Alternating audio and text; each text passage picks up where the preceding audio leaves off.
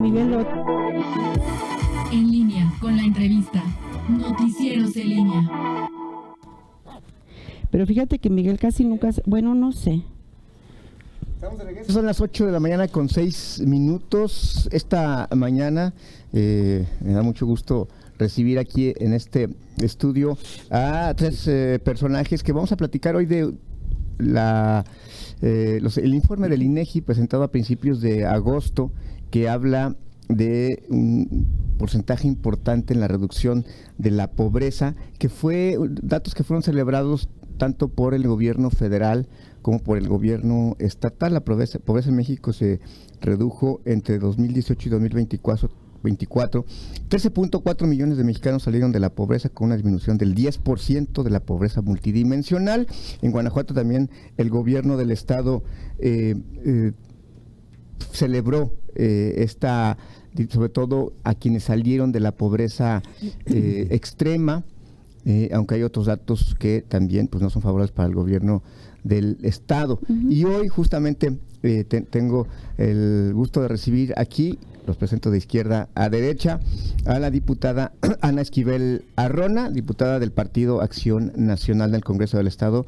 Diputada, muy buenos días, gracias por estar aquí. Muy buenos días, Miguel, a mis compañeros Laurita, David, un gusto estar aquí con todos ustedes. Y aquí a mi izquierda está Laura Villanueva Franco, quien es la coordinadora general de esta agrupación civil que se llama No Más Pobreza. Laura, gracias por aceptar la invitación. Muchas gracias, muchas gracias. Buenos días a mis compañeros. Y aquí a mi derecha está David Martínez Mendizábal, quien es diputado local por Morena en el Congreso local. David, gracias por estar aquí otra vez con nosotros aquí. Gracias, Miguelito. Anita. Hola, ¿qué tal? Queridos los dos. Bueno, vamos a empezar con una primera reflexión. Voy a iniciar con Ana Esquivel Arrona. ¿Cuál es la primera reflexión de estos datos de la reducción de la pobreza? En Guanajuato viene desde lo federal, viene a lo estatal. El gobierno federal habla del impacto de los programas sociales que tiene su repercusión en Guanajuato. ¿Cuál es tu primera reflexión, diputada? Mira, si me permiten mis compañeros y tú, Miguel, yo sí quisiera mencionar que dentro de lo que fue precisamente este ejercicio de la encuesta de la medición de la multidimensional de la pobreza, bueno, pues analiza los 7 aspectos, ¿no? Pero en 2 áreas que son muy importantes. Una que es la primera, pues que habla precisamente del ejercicio de los derechos sociales de las personas. Y en este punto, bueno, pues la misma encuesta pues revisa si es que estas personas, las personas de Guanajuato, las personas del país, pues realmente tienen acceso a todo, o hay algún tipo de rezago, ya sea en educación, en vivienda, en salud, etcétera. Sin embargo, bueno, y también la cuestión de alimentación. Sin embargo, también para mí ha sido muy importante que en esta evaluación que hace justamente la ENIC, también menciona que para que tú puedas realmente determinar las personas que salen de la pobreza, el porcentaje o el número específicamente, pues todavía actualmente aún las personas que están en pobreza pues presentan en su mayoría dos características de esta multidimensión, ¿no? Muchas carecen en ocasiones pues de seguridad social o de educación, o bien estoy hablando de manera general. Y bueno, pues esto entonces nos representa que para poder salir de la pobreza pues tienes que tener realmente la evaluación de las 2 mediciones, ¿no? Tanto la medición justamente de los derechos sociales con la medición del ingreso, que es otro punto sumamente importante que definitivamente también nos maneja la encuesta. Nos dice que de manera sencilla pues tenemos que hablar del ingreso de las personas, ¿no? Y en este sentido la misma encuesta también nos menciona que el motor precisamente que ellos identificaron para esta medición fueron los ingresos laborales. Por un lado, yo sí quiero entender que fue el aumento al salario mínimo definitivamente, y eso no está en duda ni discusión. pero que en segundo lugar, para poder determinar cuántas personas estaban saliendo de la pobreza, pues también era importante tomar en cuenta, pero en un segundo lugar, las transferencias gubernamentales o los apoyos como los programas, ¿no? Entonces aquí yo creo que algo que nosotros, al menos que yo rescato de manera importante, es que pues los protagonistas mucho de este resultado pues son justamente las personas que generan empleo, ¿no? A nivel nacional, las empresas y demás que generan un empleo en donde te da realmente una base importante en la economía, donde las personas vamos a seguir teniendo de manera permanente ese ingreso que nos ha costado, ¿no? Y que nos ayuda justamente a resolver pues nuestras necesidades. Perdón, ya. Sí. Muy bien. Bueno, terminamos con esta primera intervención. David Martínez Mendizábal, diputado local de Morena. ¿Es el impacto de los programas sociales el principal efecto en esta reducción de la pobreza, el salario mínimo? ¿Cómo lo puede? Una primera reflexión. Estoy totalmente de acuerdo con lo que ha dicho Anita. Pero antes quiero decir que a mí me extraña, Miguel, el poco impacto que tiene la medición de la pobreza en la opinión pública y publicada. Y yo celebro pues que tú no sueltes el hilo, porque publican un día los periódicos y al día siguiente ya se olvidó. A ver, estamos hablando de la pobreza. La pobreza es, digamos, la olla en donde se funden todos los males sociales. Es decir, alimentación, vivienda, salud, ingreso. Entonces, qué bueno que lo están retomando aquí. Ahora, sí, el principal motor no voy a hablar mucho de cifras, aunque las traigo, pero el principal motor para salir de la pobreza es el ingreso de la persona. Pero también, si no hubiera programas sociales, había 30% más de pobres. Es decir, es significativo el ingreso de la población con respecto a los programas sociales. Sí, la parte fundamental es esta comunidad de trabajo que es, yo no le atribuyo todo a los empresarios, sino también a los obreros, ¿no? A los trabajadores, que son los que generan la plusvalía, según la teoría en la que yo estoy inscrito. Entonces, esa comunidad de trabajo que se llama empresa es el principal motor de desarrollo. ¿Qué tiene que ver el ingreso? Mira, en la ENIG hay 12 renglones de ingreso, 12. Y alcanza porque hay poca inflación, ya lo dijo Anita, por el impacto que tiene el salario mínimo, porque hay una medida para controlar el precio de los alimentos, etcétera. Por eso le alcanza a la gente. Voy a adelantar una cifra que traía al final para poner en la mesa de discusión. Se nos ha olvidado el dinero que entra por migración. El año pasado entraron por remesas 111,000 millones de pesos. 111,000 millones de pesos. ¿A dónde va? No toda va la gente pobre, porque hay gente de clase media y alta que envía remesas, pero la mayoría va a la gente pobre. Entonces, ¿qué haríamos si no fuera 111,000 millones de pesos? Y para calibrar, 111,000 millones de pesos. Luego, 33,000 millones de pesos el año pasado fueron invertidos por programas sociales del gobierno federal. 33,000, si la tercera parte. Y por otro lado, del gobierno estatal, el principal programa fue el de tarjetas rosa, tarjeta mujer, fueron 3,700 millones de pesos. Es decir, tuve la dimensión del impacto entre las remesas y los programas sociales, y creo que podemos ser mucho más en Guanajuato con respecto a esto. Pero es una combinación, sí, entre ingreso y programas sociales. Son los dos. Y obedece a una vieja teoría de Keynes, ¿no? Es decir, no dejes todo al mercado porque el mercado no tiene moral y se traga las ganancias. Tiene que intervenir el Estado para equilibrar un poco la ausencia de ingresos, porque si no vamos a esperar a que el mercado funcione y haya empleo pleno y todo esto, y la pobreza sigue creciendo. Entonces, por ahí va.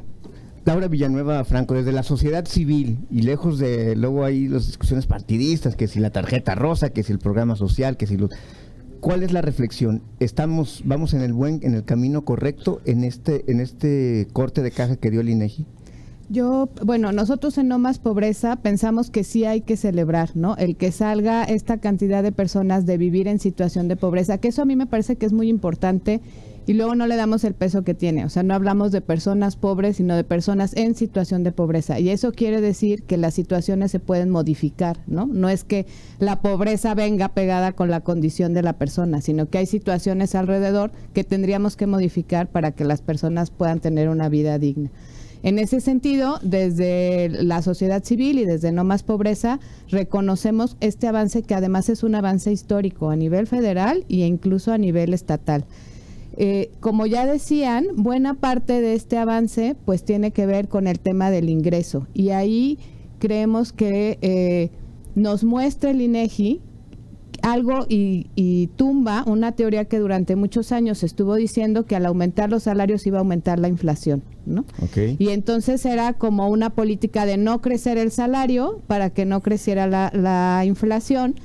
Y estos datos pues nos dicen que no es verdad, que el tema del salario, que además de que el trabajo dignifica a las personas, les permite salir de condiciones que no son de vida digna, ¿no? Y por eso el tema de los salarios dignos que desde No Más Pobreza hemos impulsado desde hace mucho tiempo, pues sigue estando presente. Creemos que hay un avance importante, que todavía hay muchísimo que trabajar ahí, desde el colectivo Vida Digna, que es un colectivo nacional en el que participa Coparmex, No Más Pobreza, Acción Ciudadana Frente a la Pobreza. Se estima que en este momento el salario que tendríamos que estar recibiendo las personas no debería de estar por abajo de los 13,400, que todavía está lejos del salario mínimo, ¿no? Entonces, bueno, desde ahí reconocemos que hay un avance, que es un avance muy significativo, que sí está centrado, como ya decían, en este aumento al salario, en la parte del ingreso, y que la otra parte de la dimensión que tiene que ver con las carencias, pues que ahí tenemos muchos focos rojos que atender. Creo que uno muy importante es salud, y en el caso de Guanajuato sigue siendo un tema muy fuerte el rezago educativo, en el que seguimos estando por arriba de la media nacional. Tocas temas neurálgicos, Laura, y lo vamos a regresar con ellos porque en efecto el tema de salud es donde Guanajuato no salió tan bien librado. Vamos a platicar de eso. No salió tan bien librado, pero también hay una discusión sobre el tema del sistema de salud, si el de Guanajuato es el mejor y si la gente lo prefiere, y porque el IMSS Bienestar es un desastre. Vamos a una pausa y regresamos con este y otros temas. Estamos platicando sobre los resultados de combate a la pobreza. Estamos de regreso a las 8 de la mañana con 23 minutos platicando en este foro. Y seguimos aquí en el foro. Hubieran dejado las cámaras y los micrófonos. En la pausa se puso interesante y parto de ahí. El tema es, aquí en la pausa hablamos de la pertinencia de los programas sociales. Se ha criticado mucho que si el gobierno federal si ha abusado el tema de los programas sociales y si va a alcanzar el dinero y por cuánto para abarcar y para cubrir esta necesidad. La otra parte tiene que ver con la focalización, es decir, decía Laura aquí en la pausa, que la pobreza no solamente se refiere a grupos, sino a algunos sectores muy particularmente, tienen rostro de mujer, rostro de infancia y rostro de personas de origen indígena. Vamos, una reflexión. Los programas sociales, el PAN los ha criticado a nivel federal, de los federales. Hoy se puede retractar con esto, bueno, Ana Esquivel Arona. Sí, no, mira, el PAN nunca ha estado en contra de los programas sociales. De hecho, los objetivos de los programas sociales a nosotros nos parece bien. En lo que nosotros consideramos que no está bien es en el proceso a quien se entregan. ¿Por qué? Porque como que no, de repente no hay mucha claridad a quién realmente se están entregando. Los padrones. Por ejemplo, un programa social tiene necesariamente, Miguel, que hacer la entrega, pero hacer un seguimiento. Y efectivamente, si hablamos de los programas sociales federales, te dicen perfectamente, los programas para el adulto mayores, se les entrega el dinero, pero es para que ellos también puedan satisfacer sus necesidades, pero como a veces no hay un seguimiento, el dinero ni siquiera se queda con el adulto mayor. o lo van y lo recogen otras personas. Si hablas de los programas de Jóvenes Construyendo el Futuro, el objetivo del programa federal es muy claro. Dice, es para que tengas una beca si quieres seguir estudiando o que tengas espacio en la parte de la capacitación para el trabajo. Pero como no hay un seguimiento puntual de esto, entonces pareciera o nos da la impresión que bueno, pues que el dinero está ahí y entonces de repente se utiliza para otras cosas, pero no estamos en contra como tal de los programas sociales. Yo creo que estos tienen que manejarse y bueno, pues David estará de acuerdo conmigo que no puedes manejarlos solos nada más dando un recurso, sino que tienes que poner al alrededor apuestas, como lo mencionábamos hace ratito. Sí, definitivamente, pues también la tarjeta rosa pues es algo, por decir, símil en lo efectivo, no en la cantidad de los programas sociales federales, pero la tarjeta rosa es un elemento del programa Aliadas, y la tarjeta rosa tiene a su alrededor pues varios componentes, ¿no? En donde te da salud gratuita para las mujeres, te apoya en educación para las mujeres, te fortalece la parte de capacitación para el empleo, pero porque vienen varias aristas alrededor que yo entiendo que cuando se crearon los programas federales y su objetivo así estaban, planteados, porque el objetivo era muy claro. O sea, yo me acuerdo de eso. Creo que el hecho también de descentralizarlos y que no sean los estados quienes los apliquen, pues también nos ubica en que pues entonces a lo mejor no llegan realmente a la gente que se necesita. Ay, ya me callo. Okay. Vamos. David Martínez, el tema de va a alcanzar, o sea, está claro que bueno, hay un impacto positivo de los programas sociales, pero ¿hasta dónde va a alcanzar el presupuesto? Que ese es uno de los cuestionamientos más importantes que se hace a estos programas. Y también escuchaba si el tema de salud, que es donde el gobierno, o sea, no hay una institución de salud que el gobierno federal en 2 sexenios, en sexenio y cacho, le haya dado si la gente se va a gastar ese ingreso que tiene de más en salud, ¿qué va a pasar con eso? ¿Qué dices ante esta situación? A ver, 4 telegramas. Uno, sí, el PAN estuvo en contra de los programas sociales. Es decir, es evidente. Desde Fox, que se enojó porque le daban dinero a las personas mayores, ¿no? Hasta me tocó el trienio pasado en el Congreso, nos reclamaban diciendo, ahí están sus dádivas, ahí están sus dádivas, ahí están sus dádivas. Es decir, yo lo viví ahí en el Congreso. Entonces, ahora las dádivas antiguas, pues ahora son programas sociales, ¿verdad? Entonces, sí, el PAN sí estuvo en contra. Segunda cosa, sí, bueno, hay un control absoluto con algunas deficiencias en los programas sociales. El padrón es universal. Usted tiene 65 años o más, vaya a una ventanilla y va a cobrar su pensión de adulto mayor. Son universales, entonces el padrón no está escondido. Vaya usted a la página y vea, y si está usted ahí y cobre su dinero. Entonces, sí hay algunas fallas operativas, pero son las menos.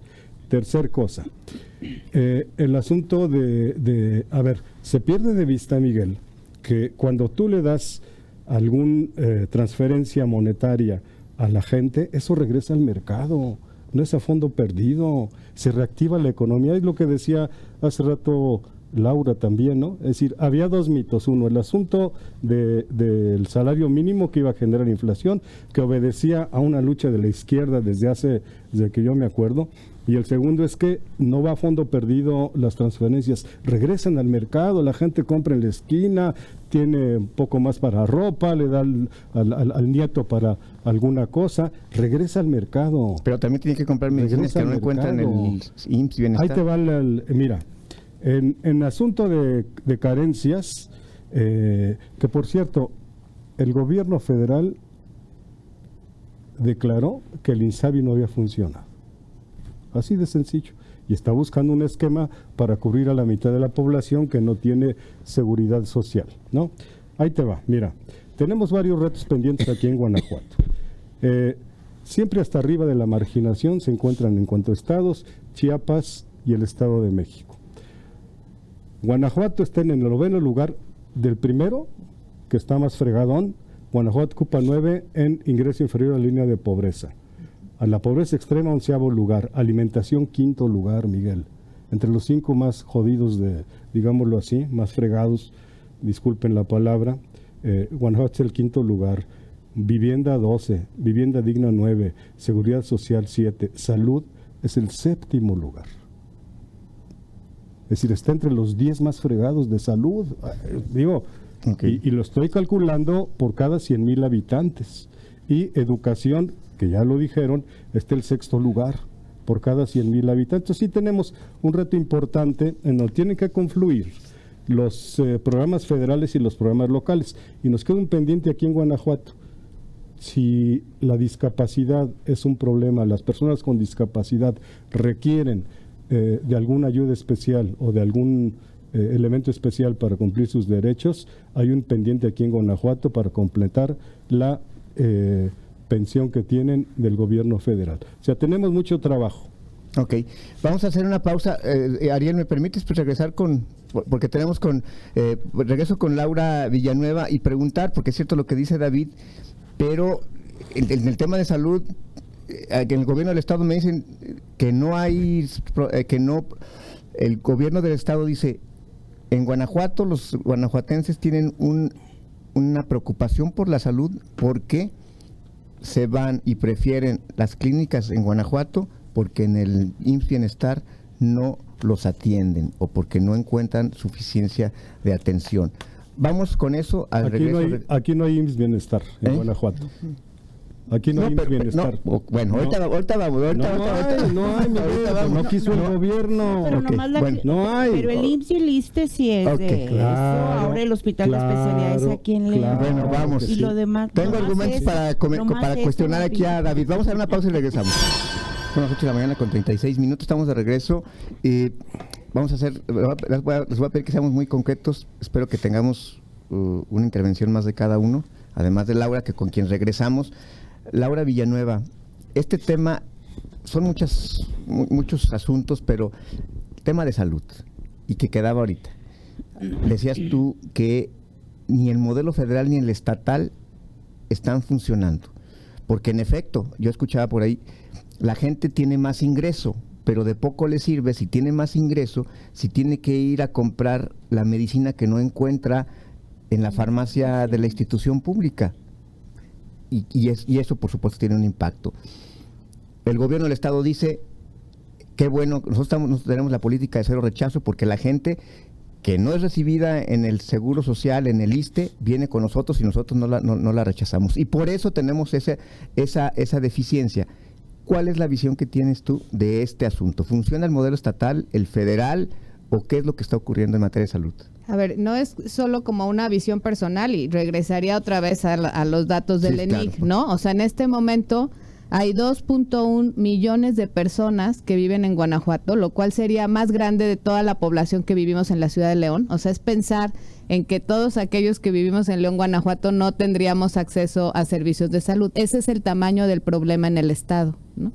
Y nosotros decíamos, bueno, no está funcionando ni el federal ni tampoco el estatal, porque hay toda esta cantidad de personas que deberíamos de tener derecho a los servicios de salud y eso no está sucediendo. Y en Guanajuato no nos hemos movido. Del 22 a la fecha no hemos mejorado en el acceso a este servicio, ¿no? Entonces, yo creo que lo que pone sobre la mesa tendría que ser cómo lo resolvemos, ¿no? O sea, ¿cuál va a ser la apuesta para resolver y atender esta problemática? Y quería regresar hace rato a esta discusión sobre los grupos poblacionales que están siendo que viven en mayor situación de pobreza, ¿no? En donde hay mayor desventaja. Y en el caso de las mujeres, por ejemplo, se hablaba así de las transferencias o no de las transferencias. Yo creo que también tenemos un pendiente muy importante con el sistema de cuidados, ¿no? Si las cifras nos están diciendo que el ingreso nos permite salir de la situación de pobreza, pues tendríamos que tener condiciones que permitan que las mujeres podamos entrar al mercado laboral en una circunstancia sin tener que estar a cargo del cuidado de los hijos, al cargo del cuidado de los padres, ¿no? O sea, ahí me parece que en esto que también tú planteabas de decir los recursos no son ilimitados, en dónde los invertimos, pues tendríamos que estar pensando cómo los invertimos en políticas públicas que atiendan esta problemática de salud y que atiendan esta problemática en particular en el caso de las mujeres para que puedan acceder al trabajo y a un trabajo muy bien remunerado. Entonces, en política social, ¿no es tiempo de mujeres todavía? O sea, no, pareciera No que para todas, pensaría yo, que todavía hay trabajo pendiente por hacer. Ok, bueno, pues ahí está. Vamos con Ana Esquivel Arrona. El gobierno del estado presume que tiene el mejor sistema de salud, pero esta crítica, es decir, del 22 al 24, pues no ha habido, o sea, es decir, casi nos está diciendo, no lo dejo así, eso lo digo yo, que de los dos no se hace uno. ¿Cuál es tu planteamiento frente a este? Mira, creo que sí nos falta mucho por hacer, Miguel.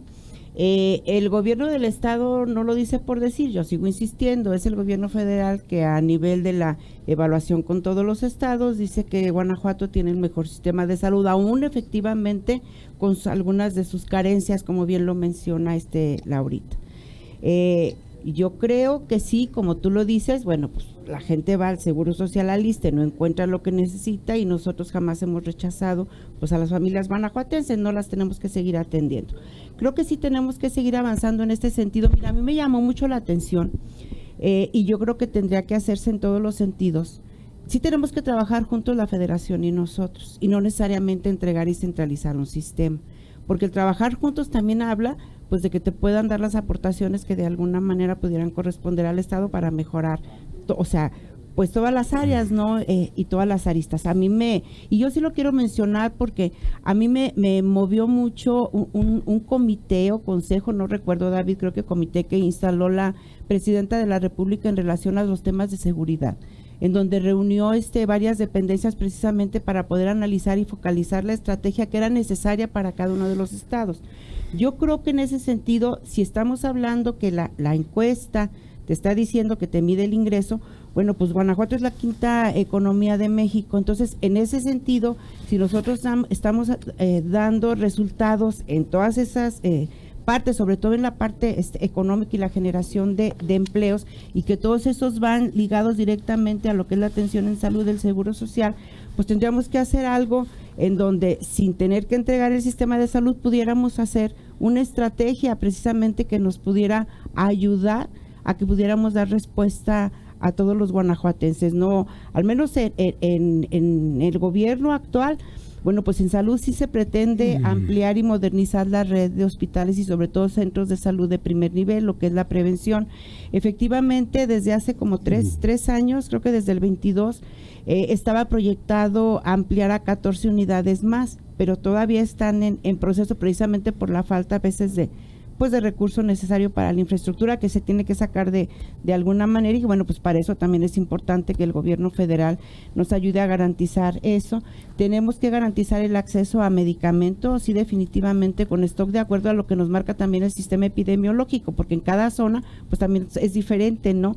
La necesidad de los medicamentos de acuerdo a las enfermedades que se presentan, y sobre todo algo que para nosotros siempre ha sido muy importante y que a veces los gobiernos casi nunca le apostamos, es para fortalecer la atención preventiva que al final tienes que apostarle con recurso y de alguna manera pues entonces ya bajas un poquito la parte de la enfermedad como tal, que te cuesta mucho más y que además pues deteriora mucho a las personas. Perfecto. David Martínez, el INSABI fracasó, está el IMSS Bienestar, pero el tema es que no se ha encontrado, sobre todo en materia de abasto de medicamentos, y la gente sigue sufriendo por esto. Ya se encontró, Miguel, pero a ver, mira, yo no he escuchado ningún documento oficial donde diga que Guanajuato tiene el mejor sistema de salud. Lo he discutido con Héctor Jaime 1000 veces, lo discutí, le pregunté al secretario de Salud actual y yo no he visto ningún documento, es una autoproclamación de ser el primer lugar.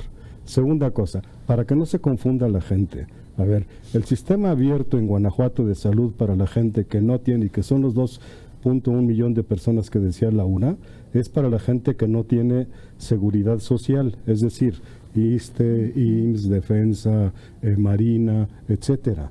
Es decir, la población abierta es la que no está adscrita con seguridad social, y ahí interviene la Secretaría de Salud para atender esa población. Aquí no hay IMSS Bienestar, porque el gobierno estatal le ha apostado a la Secretaría de Salud.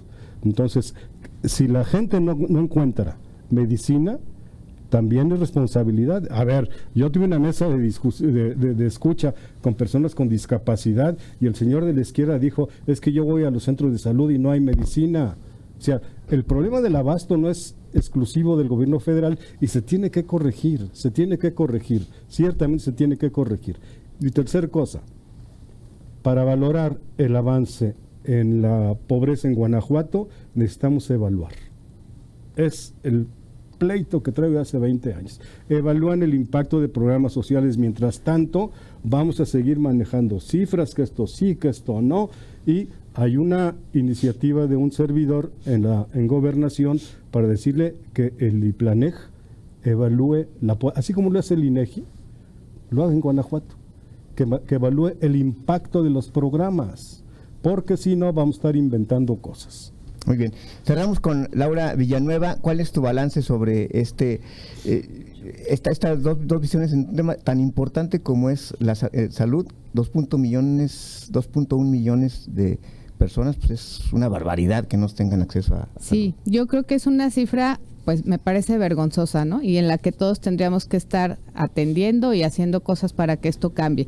En esto que decía Anita, ¿no? De somos la quinta economía como Estado a nivel nacional, pues tendríamos que ocupar ese mismo lugar en indicadores positivos, ¿no? Sí. Tendríamos que ser el quinto lugar en donde las personas podemos acceder a la salud, tendríamos que ocupar el quinto lugar en niveles de educación, por ejemplo, y no en los últimos. O sea, ahí es donde yo creo que todavía hay como un trabajo muy importante que hacer para que podamos movernos desde donde estamos. Me parece que los datos y la información lo que nos ayuda es a tomar decisiones, ¿no? Y a decir, esto está funcionando, por este camino hay que seguir, ¿no? El tema de aumentar el ingreso ayuda a salir de la pobreza, pues tendríamos que estar generando políticas que ayuden a que todas las personas puedan tener acceso a un ingreso digno.